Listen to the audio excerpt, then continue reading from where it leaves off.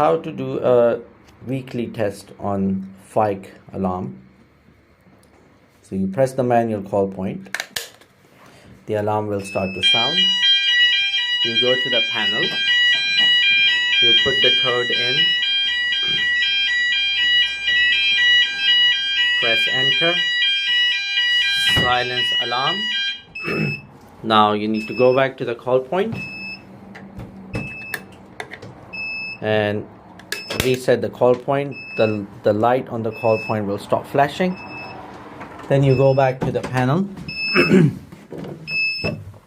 put the key in,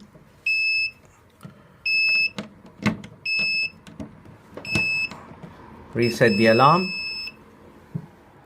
and then take the key out. And you can see the alarm's gone back to normal. Thank you very much.